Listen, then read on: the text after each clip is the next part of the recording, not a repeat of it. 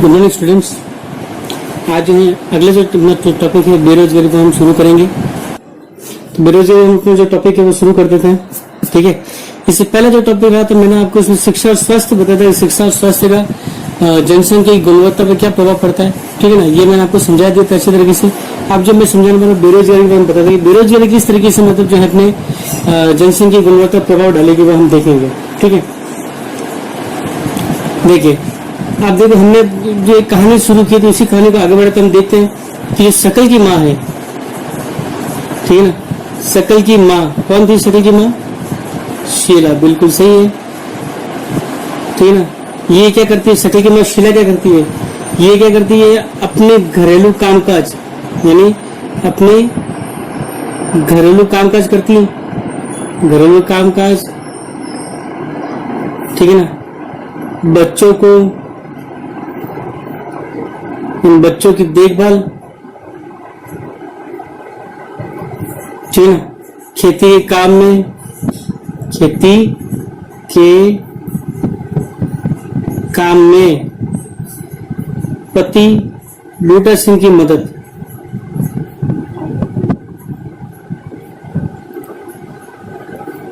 ठीक है ना, बूटा की मदद करती है ये, ठीक है ना।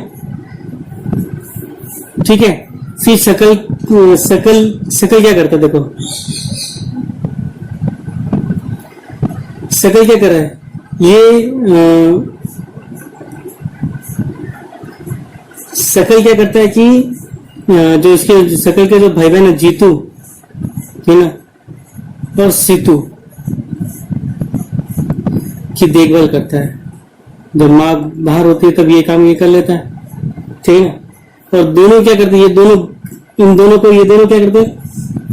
ज्यादातर जो समय इनका खेलने में बीत जाता है, खेलने और घूमते हैं, घूमने में बीतता है, ठीक है।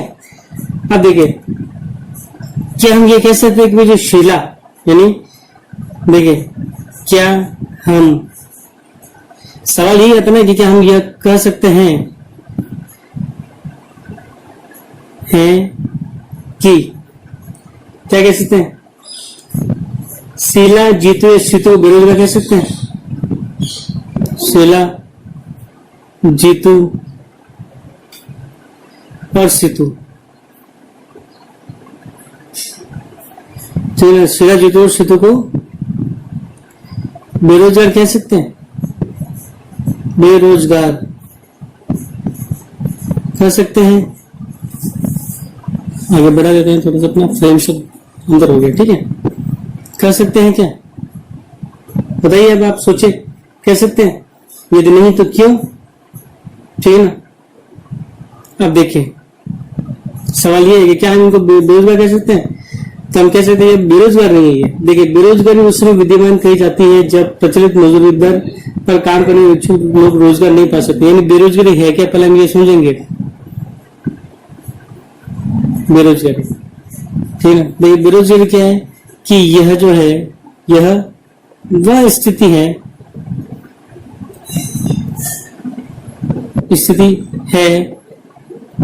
जिसमें व्यक्ति कार्य करने को इच्छुक तो है, परंतु उसे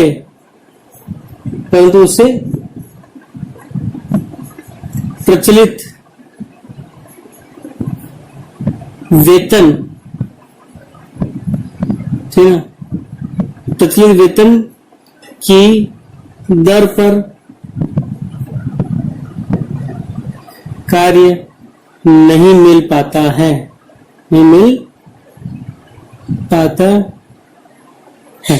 ठीक है। यानी कि ऐसी स्थिति, एक ऐसी कंडीशन जिसमें व्यक्ति को कार्य करना तो है, वो चाहता था कि कार्य करने इच्छुक हो, लेकिन प्रचलित वेतन जो सही वेतन के रूप में उसको काम नहीं मिल पाता है, ठीक है ना। बहुत से भारतीय बहुत से ऐसे लोग हैं जो कि असंगठित रूप में कार्य कर रहे हैं, ठीक है ना, हमारा खुद का एग्जाम्पल देख लीजिए, हम टीचर हैं लेकिन हम असंगठित क्षेत्र में कार्य करते हैं। उस असंगठित क्षेत्र में कार्य करने की वजह से क्या है, जो प्रचलित वेतन जो वेतन चाहता है एक व्यक्ति बेरोजगार, वो वेतन उसको मिल नहीं सकता, ठीक है ना। कम वेतन में भी उसको मजबूरी से क्या करना पड़ता है, कार्य करना ही पड़ता है, ठीक है। आप लोगों को भविष्य में ऐसी स्थिति का सामना ना करना पड़े, इसलिए अभी से ऐसी मेहनत करो, ऐसी पढ़ाई करो कि आपको लोग अपने आप ही बुलाना शुरू कर दे कि नहीं आप हमारे यहाँ पे काम करिए, ठीक है। अपने आप को ऐसा बनाना है आप लोगों को, ठीक है। और हम लोगों का उद्देश्य भी यही है मेन। चलिए आगे देखें। शीला की रुचि अपने घर के बाहर काम करने में नहीं। अब देखो शीला की कहानी देखेंगे। शीला की क्या है कि अपने घर के बाहर काम करने के इच्छुक नहीं है, इसमें अपने घर के बाहर, अपने घर के बाहर काम की इच्छा नहीं है, इसमें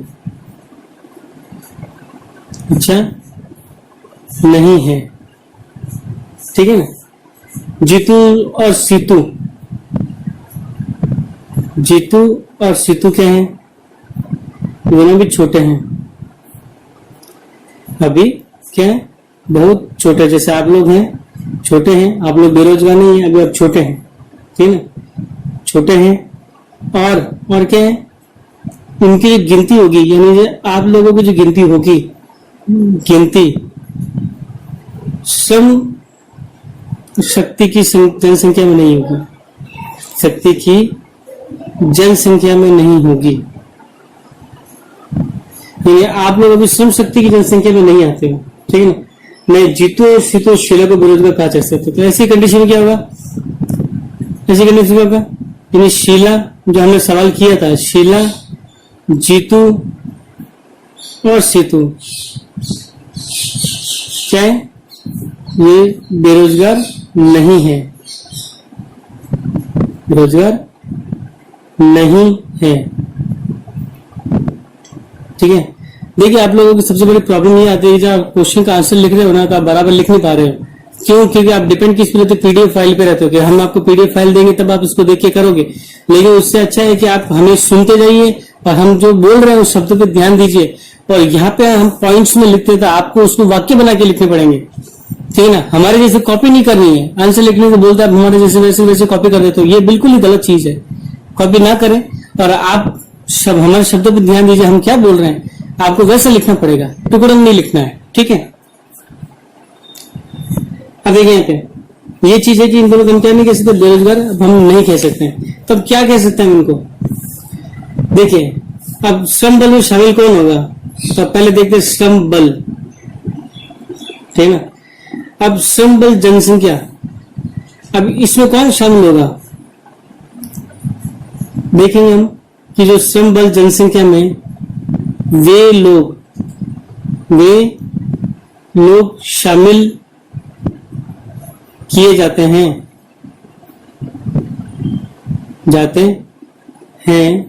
जिनकी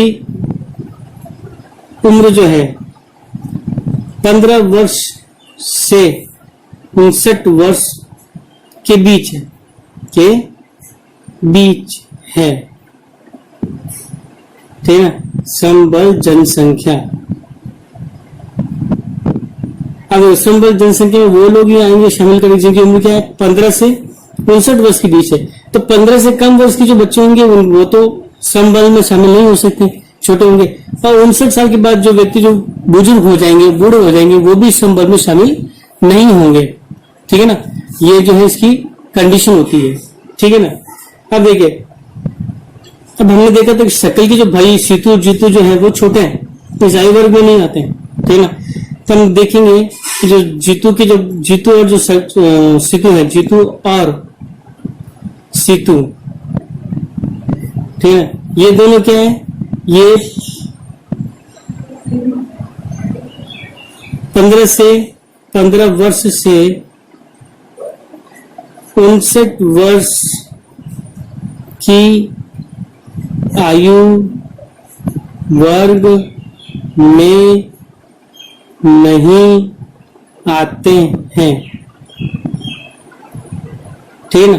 बड़ी बात यह है, इसलिए ये लोग क्या है, बेरोजगार नहीं है। इसलिए क्या हो जाएगा, कंक्लूजन क्या निकलता है, सारांश निकलता है। इसलिए ये बेरोजगार बेरोजगार नहीं है। ठीक है, ये बात है सामने आपको। अब देखिए हम शक्ल की माँ की बात कर रहे हैं, शीला की बात कर लेते, वापस हम देख लेते हैं शीला की कंडीशन क्या थी।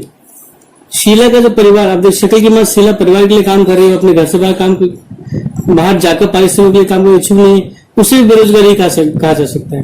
ठीक है ना। अब शक्ल के दादा दादी और नाना नानी इसमें है ही नहीं, तो उन्हें भी बेरोजगार हम नहीं कह सकते हैं। शीला क्या है, घरेलू कार्य कर रही है। क्या कर रही है, घरेलू कार्य करती है। ठीक है ना। इससे भी क्या है, शीला को भी बेरोजगार नहीं कहा जा सकता है। ठीक है ना, इन्हें भी बेरोजगार नहीं कहा जा सकता है, कहा जा सकता है। तो अभी अभी आप लोगों ने ये सीखा है कि किन को बेरोजगार कहा जा सकता है, किन को बेरोजगार नहीं कहा जा सकता है, और सम बल जनसंख्या में कौन से सम्मिलित होंगे, यानी हम जो श्रम शक्ति की बात करें उसमें कौन से लोग सम्मिलित होते हैं जिनको हम कह सकते हैं वो बेरोजगार है। तो अगर कोई व्यक्ति 15 वर्ष से 59 वर्ष की आयु के वर्ग में है और उसके पास कोई काम नहीं है तो वो बेरोजगार है। ठीक है ना। लेकिन जो इस वर्ष से कम है, यानी इस लेवल से, इन जो साल इनसे कम है, तो या तो वो 59 से ज्यादा है या 15 से कम है, तो वो बेरोजगार नहीं होंगे। और घरेलू जो स्त्रियां हैं जो घर में काम कर रही है, आपकी जो मम्मी है वगैरह जो काम करते हैं, ये भी बेरोजगार नहीं है। ठीक है ना, क्योंकि ये घरेलू कार्य कर रहे हैं। समझ में मेरी बात। ठीक है ना। चलिए अगली हम बात कर लेते हैं, सीधे सीधे चलते हैं कि ग्रामीण और नगरीय क्षेत्र में बेरोजगारी कैसे होती है ना। तो ग्रामीण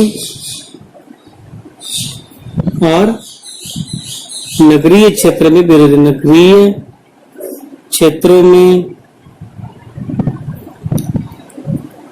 बेरोजगारी। ठीक है ना। अभी अब देखेंगे कैसे कैसे बेरोजगारी होती है, हम प्रकार देख लें। देखिए ग्रामीण और नगरीय क्षेत्र में बेरोजगारी प्रकृति में बहुत अंतर होता है। ठीक है। ग्रामीण क्षेत्र में जो बेरोजगारी दो प्रकार की मिलेगी। ग्रामीण क्षेत्र में जो बेरोजगारी होती है कौन कौन सी होती है, देखें लिख के दे देता हूं। पहले जो बेरोजगारी होगी वो मौसमी बेरोजगारी होगी। कौन सी हो जाएगी, मौसमी बेरोजगारी। ठीक है। पहले बेरोजगारी कौन सी है, ग्रामीण क्षेत्र में होती है मौसमी बेरोजगारी है। द्वितीय जो बेरोजगारी होगी प्रच्छन्न बेरोजगारी होगी। ठीक है, प्रच्छन्न बेरोजगारी।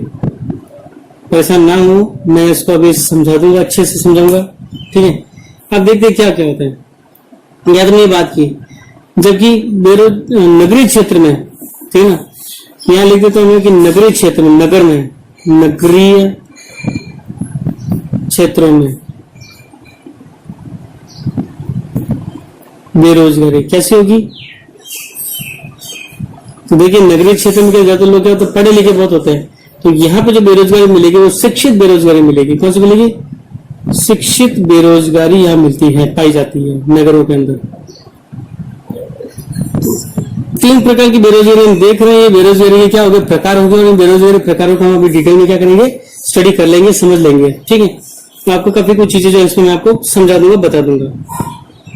अब देखें पहली चीज जो हम पढ़ेंगे वो है आपकी मौसमी बेरोजगारी। कौन सी हो जाएगी, मौसमी बेरोजगारी। अब देखो इसमें आ रहा है एक शब्द मौसम, यानी ये बेरोजगारी तब होगी जब सीजन के अकॉर्डिंग होगी बेरोजगारी। देखो मैं आपको बता देता हूं, मौसमी बेरोजगारी कब होगी, जब लोग, देखिए यहाँ पे सुनते रहना ध्यान से, जब लोग वर्ष के कुछ महीनों में, वर्ष के कुछ महीनों में रोजगार प्राप्त नहीं कर पाते,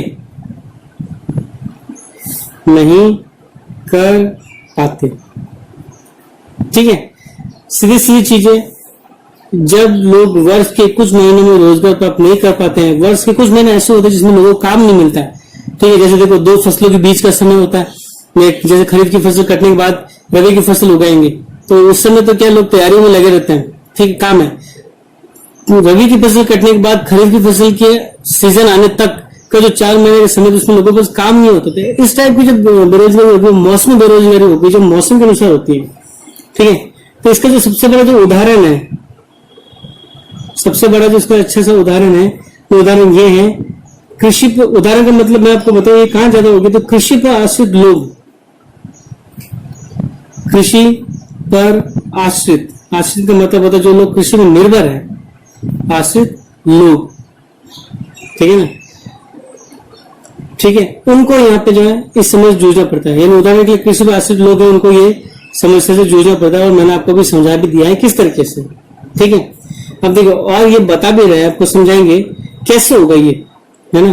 देखिए कैसे, मतलब कैसे ये होता है, यहाँ पे देखेंगे कि वर्ष में, यानी एक साल में कुछ जो होंगे, कुछ व्यस्त मौसम होते हैं, तो व्यस्त मौसम होते हैं, ठीक है ना, होते हैं। कौन कौन से व्यस्त मौसम होंगे, देखो जब बुआई करेंगे, यानी फसलों को, जो बीज को बोएंगे, फिर कटाई का काम होता है, निराई का काम होता है, वो निदान हम जिसको बोलते हैं वो, ठीक है ना, और फिर गहाई होती है, और फिर गहाई, गहाई मतलब वही खेत में हल चलाना, ठीक है ना, ये कार्य होते हैं, ठीक है। तो कुछ विशेष महीनों में कुछ राशि लोगों को अधिक काम नहीं मिलता। अब जब तक ये काम है तब तक तो उनको काम मिल रहा है, लेकिन जब ये काम कंप्लीट हो जाएगा तो उनको काम नहीं मिलेगा ना, नहीं मिलेगा कि नहीं मिलेगा, और मिलेगा या नहीं मिलेगा, नहीं मिलेगा। तो ये जो बेरोजगारी हो जाएगी वो कौन सी बेरोजगारी कहलाएगी, मौसमी बेरोजगारी कहेगी। अगली बेरोजगारी के तब चल लेते वो होती प्रच्छन्न बेरोजगारी। देखिए नाम से घबराना नहीं है, बड़ी सरलता से समझाऊंगा मैं आपको कि प्रच्छन्न बेरोजगारी क्या होती है। बस शब्दों पे ध्यान दीजिए, और जो मैं कह रहा हूं उसको ध्यान से सुनने का काम आपको करना है, ठीक है ना। देखो अब इसमें क्या होता है, इस बेरोजगारी के अंतर्गत क्या होगा कि जो लोग होंगे, लोग नियोजित प्रतीत होते हैं, नियोजित जिनके पास योजना होती है काम करने की, ठीक है, उनके पास लगता है काम में, नियोजित प्रतीत होते हैं, ठीक है, होते हैं। उनके पास क्या है, उनके पास भूखंड होता है, यानी जमीन है उनके पास खेती करने के लिए, ठीक ना, होता है, जहां उन्हें काम मिलता है। क्या मिलता है, काम मिलता है, ठीक है ना। उनको भूखंड होगा जहां उन्हें क्या मिलेगा, काम मिलेगा। ऐसे लोग, अब ऐसे में क्या होगा, तो कंडीशन देखते रहना आप, ठीक है ना। तो ये कृषिगत काम में लगे परिजनों में ऐसा होता है, ठीक है। कैसे होगा ये, कृषिगत काम में लगे परिजनों में होता है, होता है। तो कृषिगत काम में लगे परिजनों में ऐसा होता है, ठीक है ना। भूखंड है, उनके पास काम कर रहे हैं वो लोग, सब उनके परिवार के लोग उसमें सब काम ही कर रहे हैं, ठीक है ना। अब इसमें ये कह रहा है कि जब किसी कार्य में, देखिए समझते रहना, किसी कार्य में 5 लोगों की आवश्यकता है, क्या है, 5 लोगों की आवश्यकता है, आवश्यकता होती है, लेकिन आवश्यकता तो भी है, लेकिन क्या है, उसमें 8 लोग लगे हुए हैं, लेकिन उसमें कितने लगे हुए हैं, 8 लोग लगे हुए हैं, ठीक है, 8 लोग लगे हुए हैं, ठीक है। अब देखो 8 में से कितना एक्स्ट्रा, कितना है अतिरिक्त, यानी कि जो एक्स्ट्रा है, एक्स्ट्रा कितना है, 3 लोग एक्स्ट्रा हो गए। कितने लोग एक्स्ट्रा, 3 लोग इसमें क्या है, एक्स्ट्रा है, ठीक है ना। अब ये तीनों इसी खेत पे काम कर रहे हैं, जिस पर कौन काम कर रहे हैं, 5 लोग काम कर रहे हैं, ठीक है ना। अब इनके 3 लोगों काम करने से क्या होगा कि उस खेत में जो भी वो काम कर रहे हैं, जो भी अंशदान दे रहे हैं, जो भी श्रम कर रहे हैं, उससे फसल की जो वृद्धि नहीं होने वाली है, ठीक है ना। तो काम उतना ही है जितने 5 लोग कर सकते, लेकिन काम उसमें 8 लोग कर रहे हैं, तो लेकिन 5 लोगों के करने से जितनी वृद्धि होगी ठीक है ना। सेम टाइम पे 8 लोगों काम करने में वृद्धि होने वाली नहीं, वो वृद्धि उतनी ही रहेगी जितनी 5 लोग काम कर सकते हैं। तो 3 लोग तो क्या हो जाएंगे, इसमें बेरोजगार हो जाएंगे। ठीक है ना। तो अब मान लीजिए कि मैं इन 3 लोगों को क्या करूंगी, यहां से हटा के, यहां से मैं हटा कर, ठीक है ना, हटा देता हूं। अगर मैं यहां से इनको हटा दूं तो क्या होगा, उत्पादकता में कोई कमी नहीं आएगी। ठीक है ना। हटा देंगे तो क्या होगा, उत्पादकता में कमी नहीं आएगी, कमी नहीं आएगी। ठीक है ना। यानी अगर मैं इनको हटाता हूं तो उत्पादकता में क्या आने वाली है, कमी नहीं आने वाली है। ठीक है ना। अब खेत में काम करने की आवश्यकता कितनों को है, खेत में, ठीक है ना। अब देखिए खेत में, अब आपकी बात तक आएंगे, प्रचंड बेरोजगारी तक आएंगे कि खेत में 5 लोगों के काम की आवश्यकता होती है।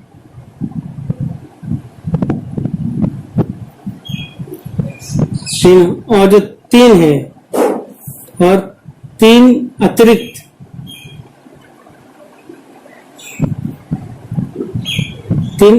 लोग प्रच्छन्न रूप से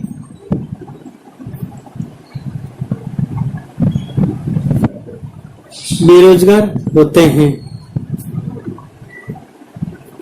ठीक है। तो खेत में 5 लोगों को काम की आवश्यकता है और 3 लोग जो है, 3 अतिरिक्त लोग जो प्रचंड रूप से क्या हो रहे हैं, बेरोजगार होते हैं। ठीक है ना। अब ये 3 लोग जो हैं जो अतिरिक्त क्या है, अब देखो 5, जहां पे 5 लोगों को काम की जरूरत हो, वहां पे अगर 8 लोग काम कर रहे हो तो वो जो होगा, वो जो 3 लोग जो होंगे वो क्या हो गए, बेरोजगार हो गए। ठीक है ना। इसको आप ऐसे भी समझ लीजिए,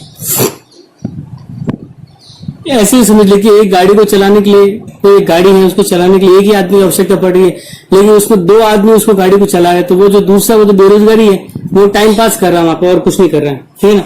इस टाइप की जो बेरोजगारी हो जाएगी, कौन सी बेरोजगारी कहलाएगी, वो प्रच्छन्न बेरोजगारी कहलाने वाली। कौन सी कहलाएगी, प्रच्छन्न बेरोजगारी कहलाएगी। तीसरी जो, अब देखिए शहरी क्षेत्र में जो बेरोजगारी मिल रही है वो कौन सी होगी, वो शिक्षित बेरोजगारी मिलती है। यहाँ पे कौन सी मिल रही है, शिक्षित बेरोजगारी। शिक्षित बेरोजगारी, ये ध्यान भी रखना पड़ेगा कि कौन सी बेरोजगारी कहां कहां मिल रही है, इसलिए मैं यहाँ पे लिखता हूँ शहरी क्षेत्र, ताकि दिमाग में रहेगा आप लोगों के। अब देखिए शहरी क्षेत्र में क्या होगा, यहाँ पे ये बेरोजगारी सामान्य बेरोजगारी है। क्या हो गई है, एक सामान्य बेरोजगारी बन गई है, सामान्य बेरोजगारी बन गई है। ठीक है ना। एक सामान्य बेरोजगारी बन गई है। अब इसमें क्या, शहर में क्या, मैट्रिक, स्नातकोत्तर, यानी जो लोग 10th पास किए हुए, मतलब जिन्होंने मतलब पास कर लिए, स्नातक यानी कि जो ग्रेजुएट हो चुके हैं, कॉलेज पास आउट है, और स्नातकोत्तर जिन्होंने MA कर रखा है, पोस्ट ग्रेजुएशन जिसको हम कहते हैं, कोत्तर। ठीक है ना। ये डिग्रीधारी व्यक्ति बैठे हैं यहाँ पे, बहुत सारे डिग्रीधारी युवक हैं। अनेक युवकों को रोजगार नहीं मिलता, अनेक युवकों को रोजगार नहीं मिल पाता है, नहीं मिल पाता है। ठीक है ना।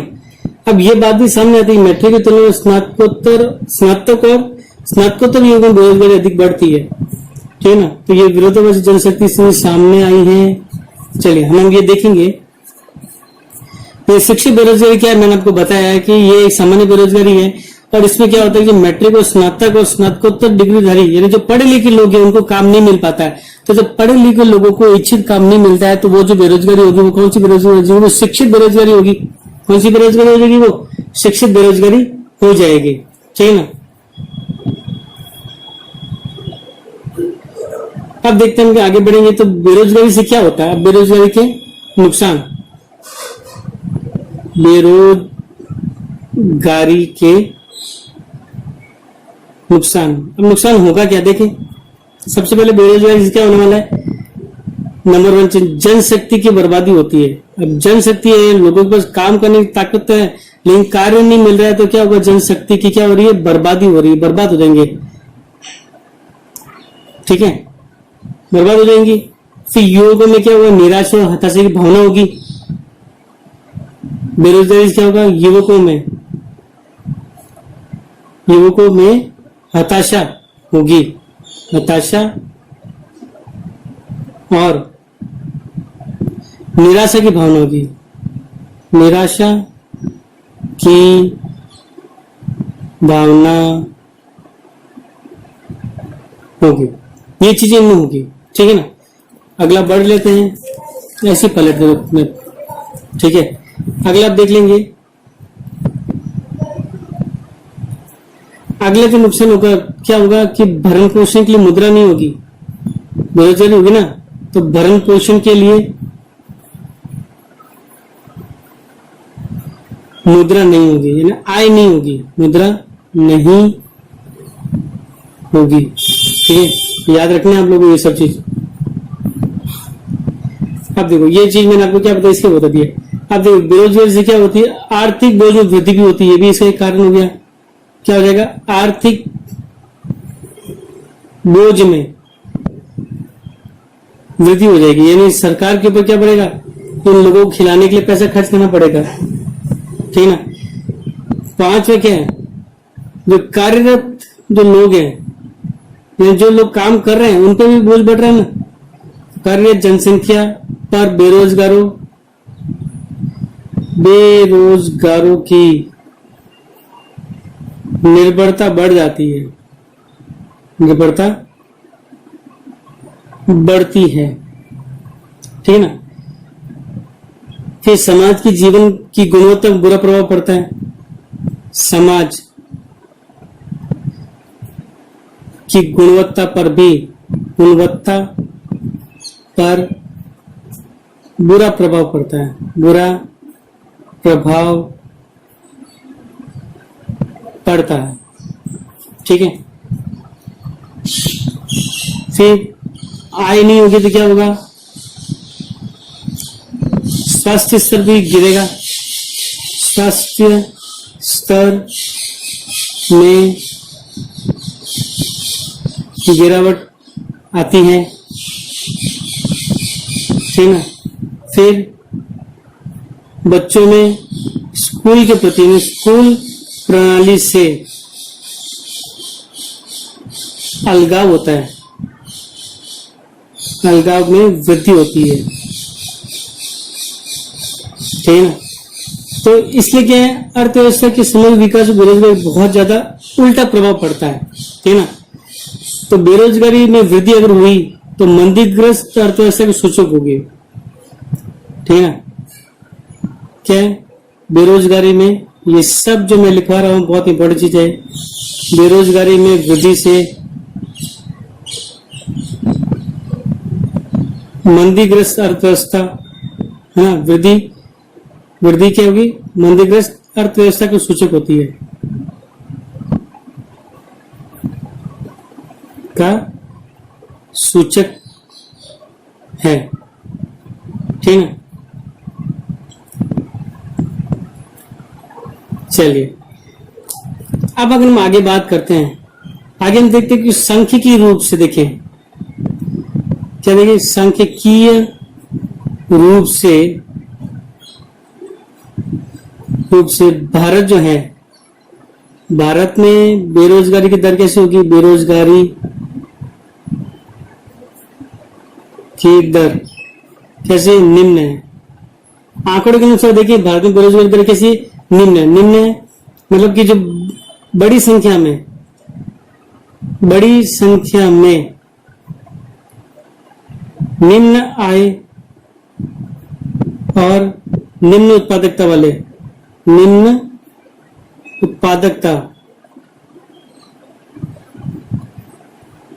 लोगों की गिनती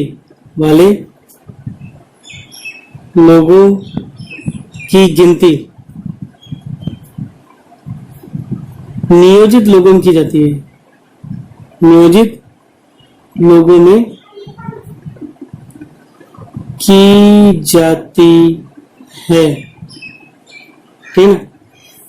यानी वो ऐसा नियोजित, यानी कि वो कार्य करते हुए नजर आ रहे हैं, ठीक है ना, लेकिन वो कार्य नहीं कर पा रहे हैं, ठीक है ना। मुझे लगता है कि पूर्वज कार्य करे, लेकिन उनकी क्षमता आय के हिसाब से उनके लिए पर्याप्त नहीं होता है, और काम तो कर रहे हैं लेकिन काम उनको जबरदस्त थोपे गए होते, यानी वो काम उनको पसंद नहीं है, ठीक है ना। अब देखो गरीब लोग जो होते हैं, गरीब लोग बेकार नहीं बैठ सकते हैं, लोग बेकार नहीं बैठ सकते हैं, ठीक है ना। तो वे क्या करेंगे, किसी भी काम से जुड़ जाना चाहते हैं। वो क्या चाहेंगे, गरीब लोग क्या चाहेंगे, कोई भी काम हो जाए, यानी कोई भी काम से जुड़ेंगे, जुड़ना पसंद करते हैं। कारण क्या है, पसंद करते हैं, कारण ये काम तो मिल रहा है, काम मिलेगा तो कम से कम थोड़ा बहुत मजदूरी यानी वेतन तो मिलेगा, है ना।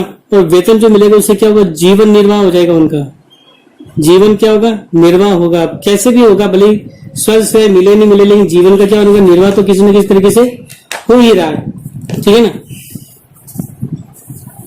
बात समझ आ रही कि जीवन का निर्वाह क्या है, किसी न किसी तरीके से हो रहा है।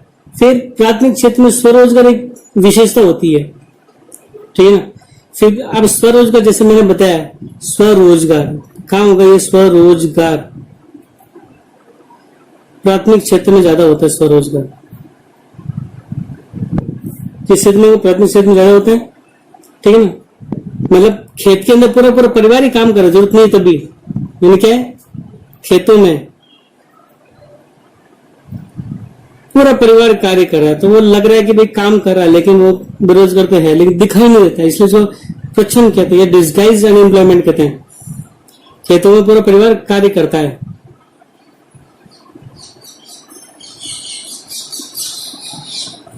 ठीक है ना। और ये प्रच्छन्न बेरोजगारी के सूचक हो जाता है। फिर प्रच्छन्न बेरोजगारी का सूचक होता है,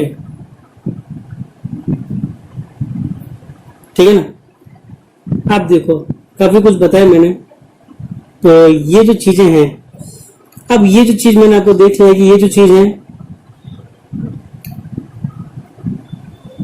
बेरोजगारी के बारे में थी, एक छोटा टॉपिक था जो हमने आज कंप्लीट किया। बेरोजगारी के प्रकार देख लिए, ठीक है ना, बेरोजगारी के नुकसान क्या क्या, तो वो भी हमने देख लिया, और कुछ हमने ये भी देख लिया कि कैसे ये हो रही है, ठीक है ना। अब इसके कुछ क्वेश्चंस हैं जो हम इसके क्वेश्चंस में आपको भी देता हूँ। आपके लिए कुछ प्रश्न लिखे हुए हैं, इन प्रश्नों का उत्तर आपको स्क्रीनशॉट खींच के आप ले लीजिए, ताकि इसका अच्छे से आप उत्तर इसको देख सके। वीडियो को बार बार सुनेंगे, समझेंगे, फिर आप इसका उत्तर आप लिखेंगे, ठीक है। धन्यवाद।